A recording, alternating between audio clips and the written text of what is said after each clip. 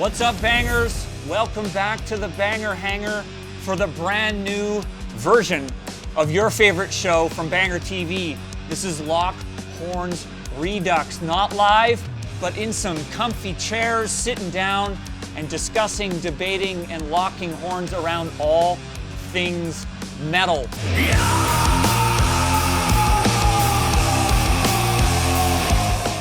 Hey everybody, it's Sam Dunn coming to you from the Banger Hangar at BangerTV for yet another installment of Lock Horns Redux. Remember all the housekeeping stuff we always got to talk about? YouTube, subscribe, go to Patreon, help us continue to build this ambitious metal empire. Today, we are dipping into one of my personal favorite sub. I lose track of how many subs there are, but we're calling it Blackened Thrash. Straight to the heart for me. Ever since the 80s, I've embraced this particular style of metal among many others. To my right, Daniel Dekay, how are you? Not too bad, buddy. Yeah, he's still in the seat. I don't think he left. And to my left, Joel Brine from Sam. Toxic Holocaust. How are you, man? I'm great, thank you. Thanks for joining us for this. Yeah, we're going to get right into it, right? Let's do it. Let's not delay. Daniel, I'm going to start with you. Thrash has become so many different things, which we've been talking about on the show. But today we're talking about Blackened Thrash. What is that to you? It's just thrash with that little bit of extra grim and darkness that I love. It's like got those like sexy single note riffs and a bit of the more aggressive vocal. It's dark, man. The lyrical content, the delivery, and the imagery. It's a little more satanic, which is always good in my books. All right, Joel, you got an opinion on this? Yeah, I mean, to be honest with you, it's like I always kind of thought when you incorporate the more satanic element into a thrash metal thing, you're not singing about beer and pizza and stuff like that. You're singing about like evil stuff, and I think that's kind of where Blackened Thrash kind of comes from. Yeah, I mean, it's interesting. We've kind of talked about this in other episodes. Like, thrash was kind of one thing when it started. I mean, it always had the political angle, like we've talked about it. It's always had a bit of that party angle. But, I guess as things evolved, and I guess we'll get into this, when black metal and when death metal came into the picture, inevitably those styles started to inflect on thrash, I guess. 100%, and at all levels too. I think that in the bigger picture of things, you look at early outputs from bands like Slayer and the satanic content in that, and there is a clear similarity between what we call Blackened Thrash and Slayer, which we just call thrash. Yeah. It's all over the genre, I think. When thrash first emerged, I mean, it was heavier and grittier than the Nawabum bands, of course, like Maiden and Priest and the rest of them. But it was also kind of cleaner than obviously black metal and death metal, which I don't really think about now. But I go back and listen to like early Death Angel records or even Nuclear Assault records, and they're kind of clean in a way. They're produced. Would you agree? They're produced for sure. Like right. They sound like not so far away from like more mainstream like production styles. Like it's not demo level recording. Like that's why Venom was so great, because they kind of had that like demo kind of sound. Yeah. Like that more rough around the edges, like New Album, but For also kind of bridging the gap into thrash, and also obviously like Blackened Thrash, because I mean it's so evil sounding too. So it's kind of. You're right, though. The production is definitely more clean, I think. And I think that maybe the thing we're not talking about, we will get into, is thrash was largely an American thing. Yeah. And my gut says that most of the bands we're going to be talking about today, at least in the first iteration of Blackened Thrash, were European. Absolutely. Sure. So we'll get into those waters. Yes. Okay. Cool. All right, well, clearly we've got some opinions, big surprise, and I know all of you do as well. A bunch of you sent in some comments ahead of time sharing your thoughts on what is Blackened Thrash. First up, Water Drinker. To me, Blackened Thrash is somewhat of a continuation of the sound that today is known as the first wave of black metal. You mentioned Venom, Daniel, especially bands that take a more punk approach to their sound. There are tons of great bands that came out in the last decade, paying homage, Godor, to this very specific time in metal history, and I couldn't be happier. Here's a lengthy one. No surprise, the Flame Blades Wielder is back. Here we go. Take a breath. The thing about Blackened Thrash is that you end up with the same problem as you did during black metal. We have a problem. There's two different styles it describes, in that you have the thrashier first wave black bands like Sodom and Creator, and then you also have the bands merging Norwegian style black and thrash. Okay? I think the latter should be what comprises this list for consistency on what the genre is with the rest of your list. Okay, I think I follow. In terms of that, it would mean not including bands like Toxic Holocaust. Is there a hole in the floor? We drop you down. Bye. Or Black Fast, because they're more or less playing a first wave black revival sound. Okay, I'm struggling. A band like Destroyer 666 are a good example of the latter style because they merge Norwegian black with thrash and elements of war metal.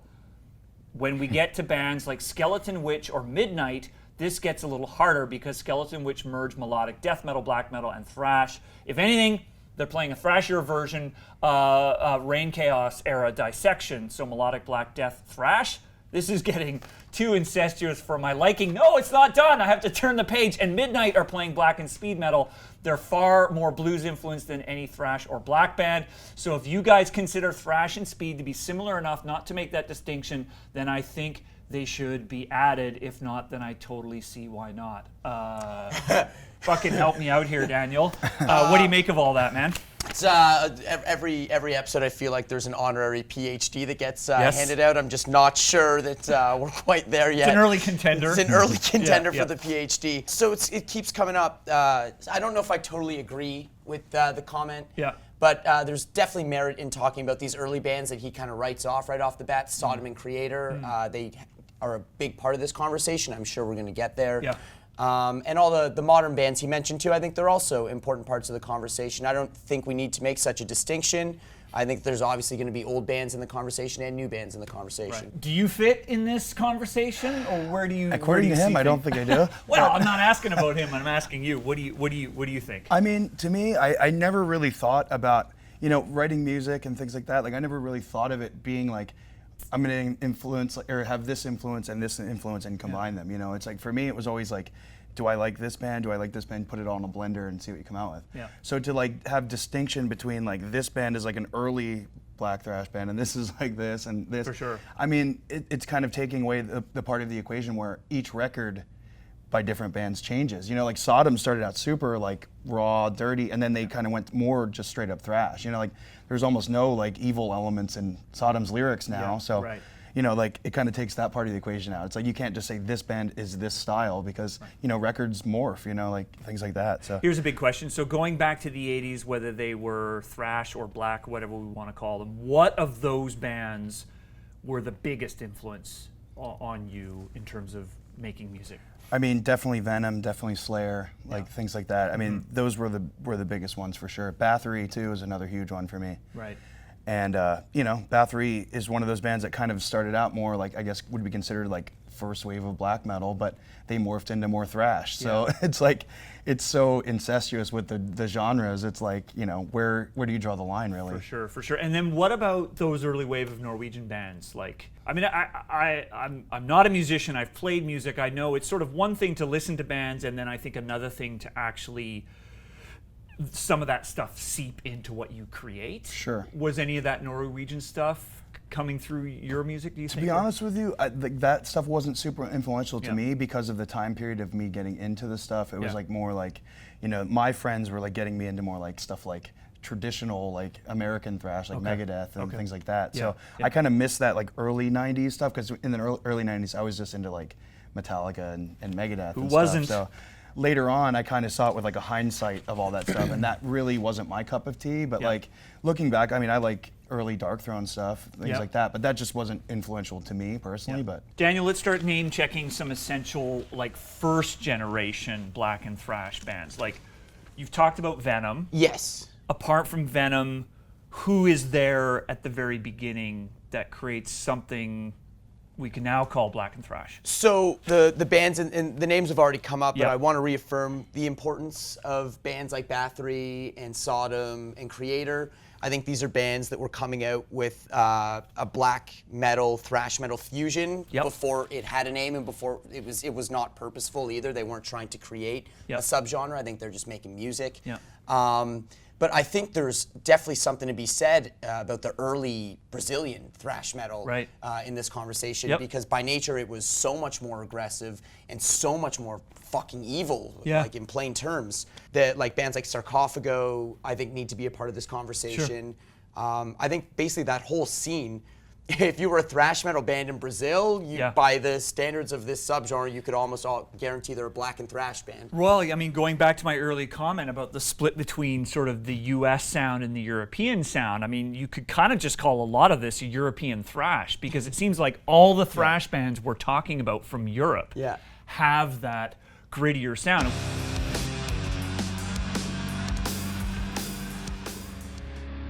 We're not the Hollywood department of metal, you know. I think German metal was always a little bit more rough, nasty, not as commercial. All the American bands, like from day one, were the better players, and they had the better productions, you know. But the German sound was always a little bit more punky, a little bit more fire, you know. And I think we never wrote songs to be like make commercial music. We wrote songs because we were pissed off.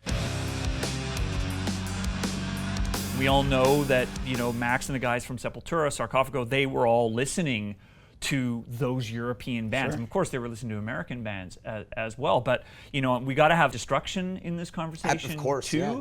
And, you know, I think, you know, at the risk of just fucking up the pot one more time, it's like really what we're talking about is European thrash because at least in the 80s, Yeah. I can't think of a thrash band that sounded like an American thrash band, except for maybe Tankard came up in our conversation. I don't know. What do you think about that? No, I totally agree that if you were a European thrash band in that golden era, existing in that bubble in that time frame, that you do fit the definition of Blackened Thrash, especially as you say, like any of the Teutonic stuff, any of the Brazilian stuff.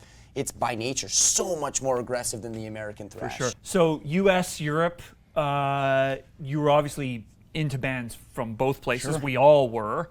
But if you had to tip the scale in one direction, what do you think influenced you more? The European sound or the American And sound? specifically German thrash. Yeah. Specifically like Sodom, Creator, Destruction. I mean, that was like still is, but that was like for the starting the band, that was like my go-to. Like that's what I wanted to kind of go in that direction.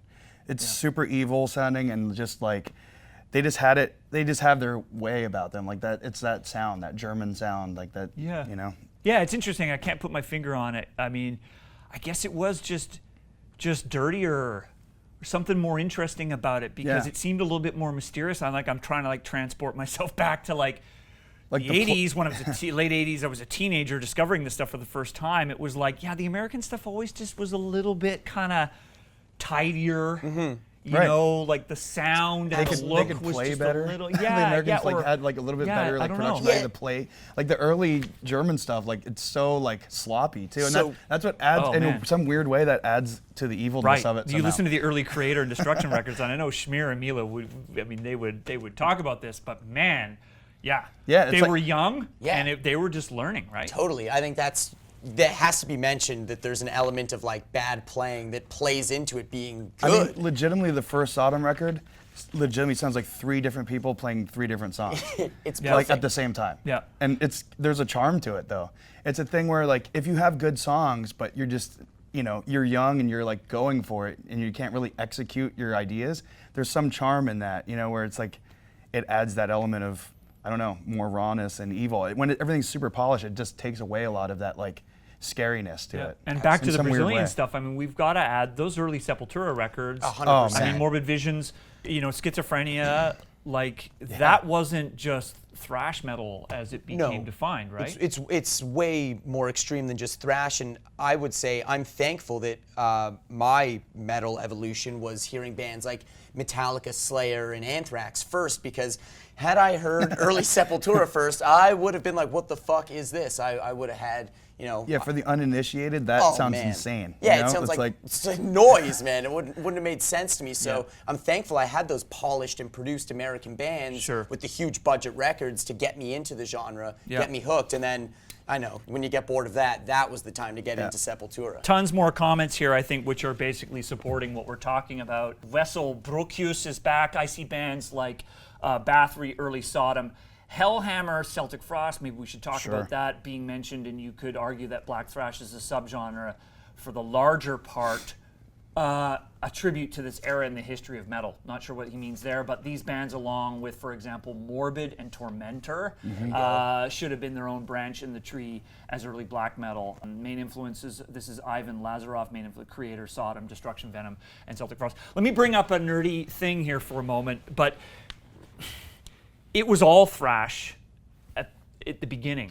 And it's only these subgenre classifications only emerge once you've had another generation of bands added to the mix. And you know, maybe jumping the gun a bit here because we do want to talk about contemporary bands, but I find that interesting. Like, it only becomes Blackened Thrash, in my opinion, when you start to get bands like Goat Horror and others. Goat Horror I love, and I mention as much as possible, because they are almost, and I won't say deliberately because that's manufacturing things, but they are so explicitly creating a certain sound of thrash. It's sort of like, oh, then people realize, oh yeah, back in the 80s, not all thrash sounded like this. Like Death Angel was kind of over here. I mean, some people call Suicidal a thrash band sometimes, or Anthrax. I mean, Among the Living, super clean, super contained sound. Anyway, I'm yammering, but does that make any sense to you? Absolutely. I mean, I always thought it was funny if you looked back on things,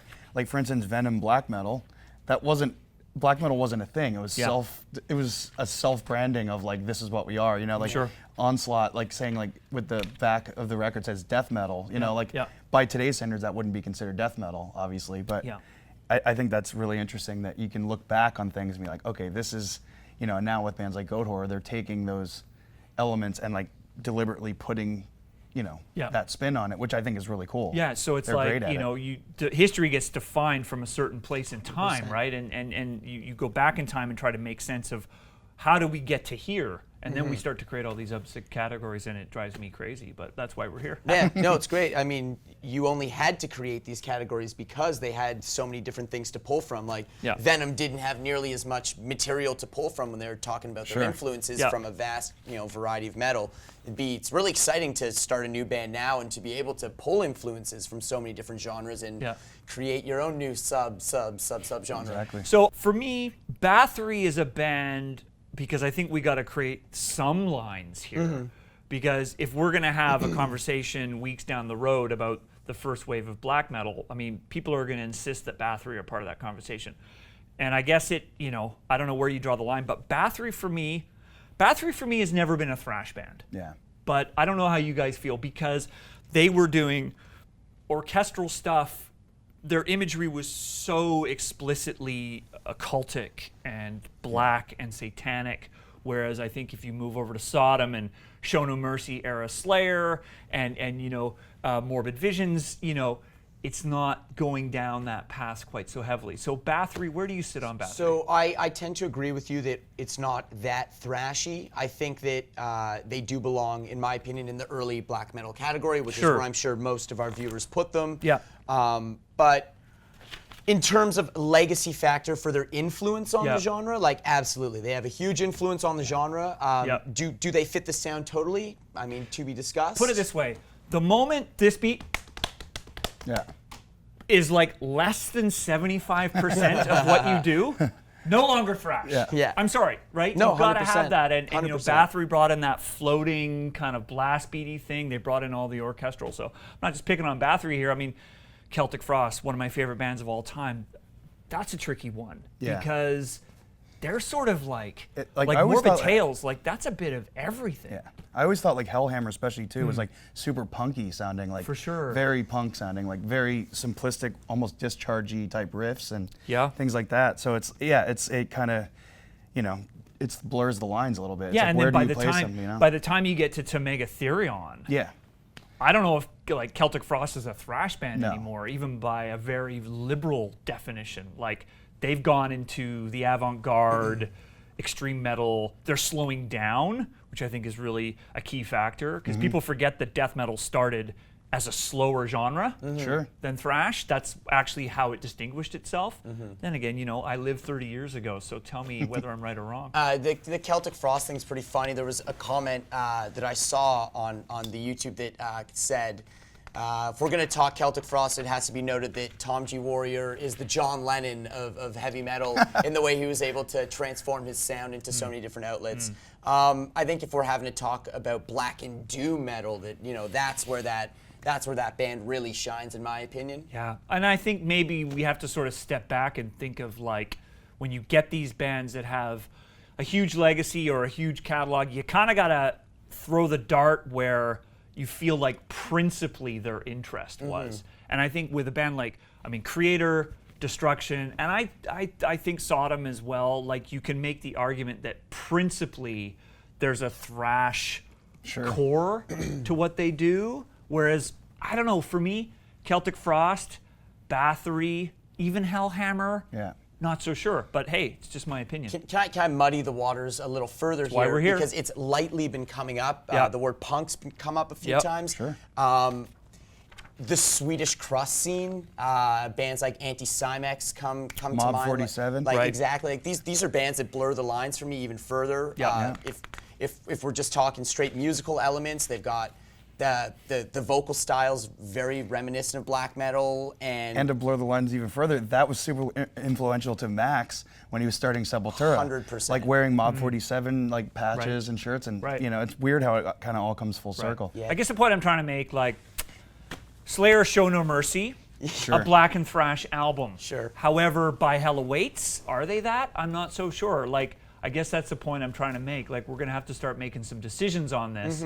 And it's like, what are the bands where principally, like, their DNA is a Blackened Thrash sound? It's Not interesting. sure. It's a lot easier with the modern bands that we're saying are trying to purposely emulate a sound, but with these old school bands, it's hard to tell where they really fit because they weren't purposefully doing it. Yeah. Yeah, well, Daniel will attest I'll spend all day talking about music that happened 30 years ago, but thankfully, because of these guys, we can talk about what happened since 30 years ago. So let's shift the conversation to now, Blackened Thrash. What do you think that means now, and who are the bands that are defining that genre? I mean, there's bands that have been at it. There's bands that existed in the 80s that are still having Blackened Thrash output now, like Niflheim's a big band that comes to mind for old school, but still with modern output that rules. But dude, from the modern bands, like I'm a huge fan. Goathor keeps coming up. Yeah. Absu is fucking awesome. Skeleton Witch, I think, in their early stuff, is a big part of this modern conversation. Yeah. Like I like the modern interpretation, the modern North American interpretation of Blackened Thrash. I'm super into it. That's interesting, yeah, because a lot of these bands are American, so maybe it took another generation to sort of pick up on the Europeans and grab a hold of it. So yeah, today Blackened Thrash bands. I mean, he took a lot of my answers, to be honest with He you. always but like, does. He does that to Aura me, too, all Noir the is time. another one that's like. Oh, yeah, they're fucking Aura rad. Noir Yeah. is like. I mean, I think they have an album that says Black Thrash. Right, In exactly. the title, you know. Right. So Yeah. it's like, you know, self-branding of that. You know, it's cool. Yeah. I mean, that's what's so interesting. Ultimus. That record. Witchery. Witchery. Yeah. Yeah, it's interesting that it did take, like, I think this many years to like actually have some American bands like Goathor and like Skeleton Witch to actually be like carrying that torch, and it's amazing, and they kill it. Yeah, you know? you'd never think that in the 80s you never have a band from Louisiana, Right. right? Wasn't a thing. Playing, well, A, you wouldn't have it. Yes. And B, you would never have a band like that playing that kind of satanic metal. thrash metal, Well, yeah. here's to the future. Let's go to the comments. Ivan Lazarov says, one of the best new bands in that subgenre is Witch Haven. Good examples of bands playing Blackened Thrash are Skeleton Witch, Destroyer 666, Goat Whore, and Black Mass. Daniel M. Says nowadays lots of fresh bands. Some are already active for 15 years. I love how fresh in metal is like you're 15 years old. You can be in your 40s and you're like in a new band. That's a broader and interesting conversation. Examples are Necromantheon, Incultor, Condor, Sacrificer, Antichrist, Mystic, a lot of Ks. Oh, yeah. Teleport, Witch Trap, Deathhammer, Hellripper, Invocation Spells. Even some speed metal bands are exploring the dark side like Bewitcher, Bewitched, Vulture, Black Fast, Black Viper. Sen Blackwell says, yeah, Skeleton Witch, Goat Whore, Toxic Holocaust probably typify the genre today.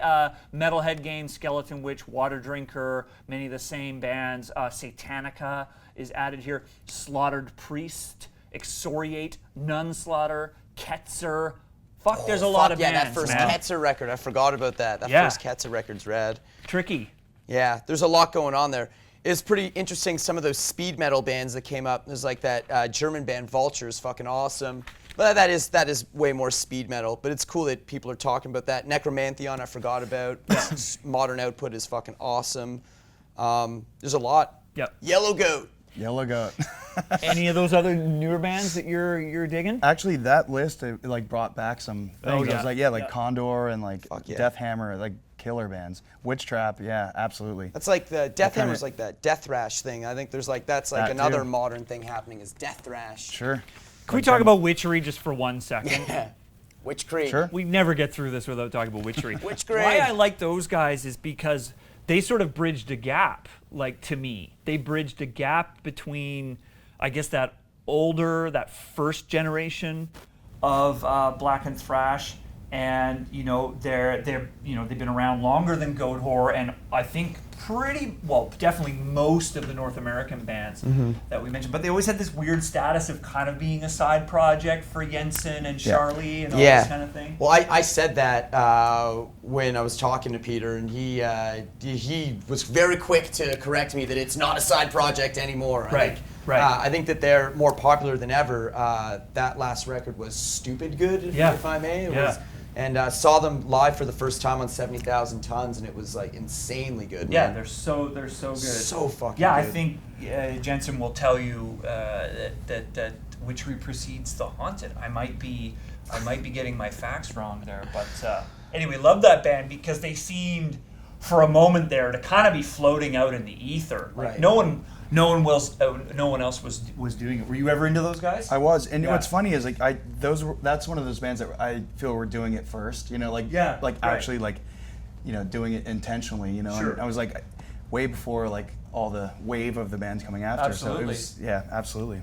All right, we've talked about old metal, new metal, some in between, witchery, and maybe some others. But now's the time to pick what we think are the 5 essential Blackened Thrash bands of all time. And it's going to be tricky because I think while we'd agree there's some first generation bands that obviously have to be on the list, there's a good argument that there's some newer bands that need to be there as well. But I think just to lay some ground rules, because I think we're talking about a subgenre of metal where a lot of the bands are also going to be in other episodes of Lock Horns, right? Yeah. So I think what we have to think about, if I may play professor for a moment, is that we got to think about bands that will likely not be on other lists. Great. Because then otherwise they're going to totally get left out, right? And I won't be able to sleep at night if Creator is left out of the conversation. So I'm going to start with Creator. I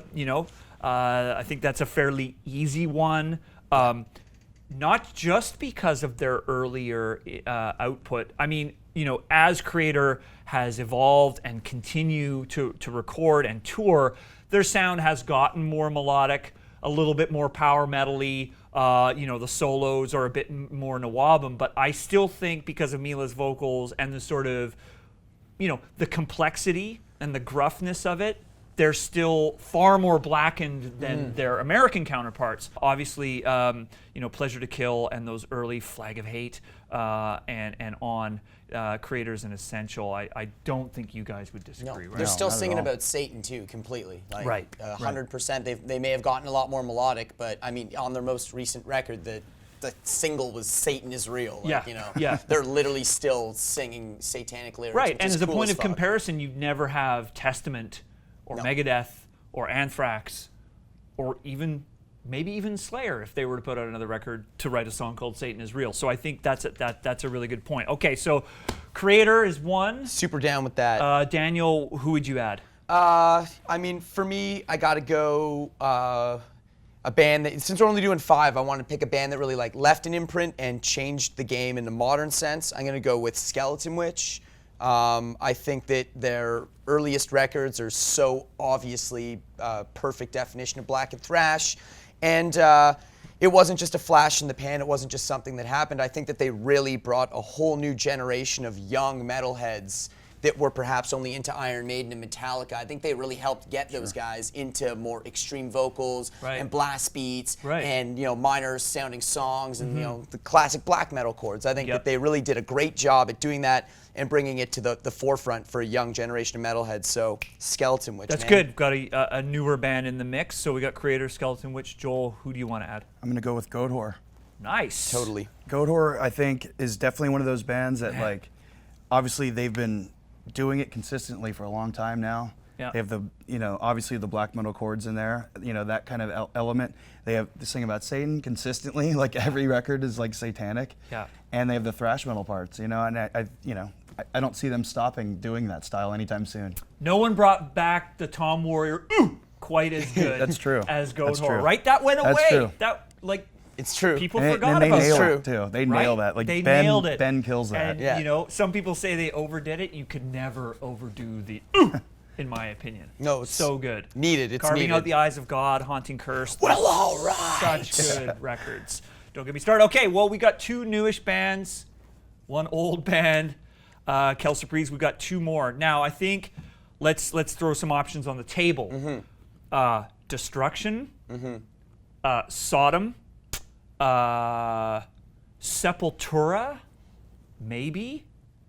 Who else? Absu and Aura Noir are huge people in the genre. I think that they need to be on the table. Yeah. Did I mention Sodom? Sodom, of course. Sodom. Yeah, I mean, Sodom would tricky. always be my pick because Yeah. it's just a huge band for me personally, and Yeah. also like Obsessed by Cruelty. I think that record in particular is Yeah. like that transitional period before, like, you know, Persecution Mania and Agent Orange, when Yeah. they went more away from the satanic stuff, more to like Right. war themes and things like that. So Yeah. Obsessed Yeah. by Cruelty, I think, is like a super important record. Yeah, for that. that's a really good point because I think back to that time and Sodom were just like more evil than their German So counterparts, evil. and Yeah. really even, you know, arguably, like, because Venom always had a bit of the campy, like, teacher's pet, and Right. they always had that, you know, that sort of Newcastle tongue-in-cheek kind of thing going on, and a lot more like rougher and you know, not as like finely executed musicianship. But what do you think about Sodom? I think that I'm totally on the same page as Joel as them being like massively influential. The only thing with working within your stipulations that I worry about with Sodom is that they perhaps belong in the thrash conversation as well. Yeah. But the more I think about it and the later they go into their career, perhaps they don't belong in just the thrash conversation. So I'm actually I'm a lot more torn on a band like Sodom from the German bands than I am on something like Creator or Destruction. Okay. Yeah. Well, let's talk about Destruction. Yeah. I mean, yeah. Not a, you know, even more, like, Creator always had a bit of the kind of, there was always a bit of political commentary in there from the beginning. Destruction was like, just like, fucking Satan and bullet belts. Yeah, no, But totally. it was thrashy. You know, those early, like, I think that people who are familiar with the band in their last efforts, like, might not even realize about this early, messy, satanic era that they had. Those early records, like Sentence of Death and yeah, stuff like- like that. Like Yeah. the EP is just Oh, like yeah. so evil. You Yeah. know, it's like unbelievable. Like, it's the old logo too is like hilarious. Yeah. The band, it was totally different in the beginning. As we keep saying, a lot of these bands, like, in their experimental stages, Yeah. and they're kind of figuring out how to play bass and stuff. Okay, let's set Sodom aside. I think I'm going to put Destruction on the list. Fuck yeah. Because they won't go anywhere else, I think. You know, if we were to do 5 bands of just thrash, which of course we wouldn't because that would be insane, Destruction may not make that list, which Right. you know Right. sends shivers down my back at the thought of it. But I think that Destruction needs to be on this list because in Sweet. many ways I think they kind of epitomize Blackened Thrash. Yeah. Like, you know, Even like stylistically, like the way they dressed and everything, like the For straight sure. up bullet belts everywhere, like leather. For sure. Like, they just look like a lot of the Blackened Thrash bands now. Yeah. You know, they do a lot of the bullet belt stuff. Yeah. You know, even just that is like influential. But okay, we got 4. We got one more. So Joel, I'm gonna put you on the spot. Like, if Okay. you had to add a 5th, would it be a newer band? Would it be an older band? Where's your feelings? It's hard to say. I mean, I think the wild card here would be, I would actually pick Slayer, but I know that they would probably be like on a, if doing definitive lists, they would probably be on a more thrash list, of course, Yeah. being a top band in that genre. But I feel like they're so influential, especially like Haunting the Chapel and things like that. Yeah. You know, that's definitely. That's interesting. Well, what's your thrashy, opinion evil on stuff, that? I mean, but once you get into, I mean, certainly once you get into the post Rain and Blood records, Right. it's not really. I mean, Seasons in the Abyss. It's not a Blackened Thrash No. album. You know. I think much like Sepultura in the conversation. This is a Right. band where it only applies to the early records. Right. Like there's no doubt that Haunting the Chapel and Show No Mercy are fucking satanic black and thrash records. Sure. And massively influential for bands that were about to start singing about Satan. Yeah. It's also about the period of the band that we want to remember or Yeah. celebrate most. You can kind of just have. Because for me, revisionist- Sepultura should be part of this conversation because my favorite Sepultura records are probably Schizophrenia Oh, yeah. and Beneath the Remains. And, you know, for the last 30 years, I've dreamt nightly that they would go back and re-record those albums with a that'd be modern amazing. production. Holy fuck, how good would Schizophrenia those, especially how in good that would those records sound? I insane. swear people it would blow people's minds because you can't actually hear a lot of what's going on Yeah. in those two particular That's true. Sepultura records. I'm just wondering, are we being somewhat remiss if we don't put a band like Au Noir on the list with like I true. feel like they coined The term, they coined the basically. term a little bit. It's like 90. It's like Venom doing black metal. It's Yeah, like it's like 90. It's like 96 or something. It's like they threw that record out, fucking Black Thrash, right in Sure. the title. Right. So I mean, you know, much like in our crossover discussion when talking about DRI, kind of coining a term, I feel like there's definitely it'd be a bit of a dick move to not include them. They're I mean, when you told me about what the topic was about, that was the first band I thought of. interesting. You know, because it's just because them coining the term, pretty much. It's like, in my opinion, like Well- with naming a record that you kind of you kind of get to call. You know, you get to be the band that gets Yeah. known for it. You yeah, know? totally. Speaking of dick moves, hey, You're in charge, Good man. segue. we're gonna have 6 bands today. Why? Because I'm a dick and it's a fucking metal show, so 6 is the better number. It's true. Oh yeah. I'd put Au Noir, and I think Sodom's got to be here. Because Yeah. I think if you don't put Sodom in, they're gonna get left out of death metal. They're Yeah. gonna get left out. They're out in the borderlands. Sure. You're right. I think And they're to be gonna get honest with left you, out. Sodom recently put out that record Final Sign of Evil, where they went back to that, but they made it a full length, like their original record. They made it like with a bunch of songs that never got recorded. Yeah. So even just doing that, like how many bands nowadays that are like that big and well known for being, you know, Sodom is like really like can play really well now, but they went back to like that early sloppy stuff and Right. they went back and they didn't like clean it up and fix anything. It's just sounds like a band playing in a. And the thing about Sepultura and Slayer is that those bands are so big and so influential, and they're part of so many different conversations Yeah. that we know we're going to be back here debating about like which era of Right. Sepultura are we really talking about? Right. Which era of Slayer are we really talking about? And that's a credit to those bands. I just want to make sure that the bands that were part of defining a sound and to a large extent still fly the flag for that sound don't get left out. Sure. I don't want people to get left out of Lock Horns. So yeah, It's a big inclusive party. yeah, That's right. we'll go with Sodom. We're gonna go with Au Noir, and we're adding those to Creator, Destruction. Skeleton Witch, Goat and Goat Whore. What a great fucking list! That's a fucking sick playlist. That sounds like my dude. playlist. Yeah. It's feeling like another You've episode. been looking at my iPhone. haven't Another you? episode. Anyway, I think that does it for us. Lock Horns Redux, Blackened Thrash episode. Thanks to everyone that sent in their comments. If you haven't subscribed to Banger TV, please do so. Head over to our Patreon page and check it out and become a contributor. Let's keep growing this metal community together. Thanks so much, Hey, Joel. Sam, thank you. Toxic Holocaust, check them out. Thanks for being here, Daniel, as always. Cheers, man. Good job, buddy. We'll see you next time.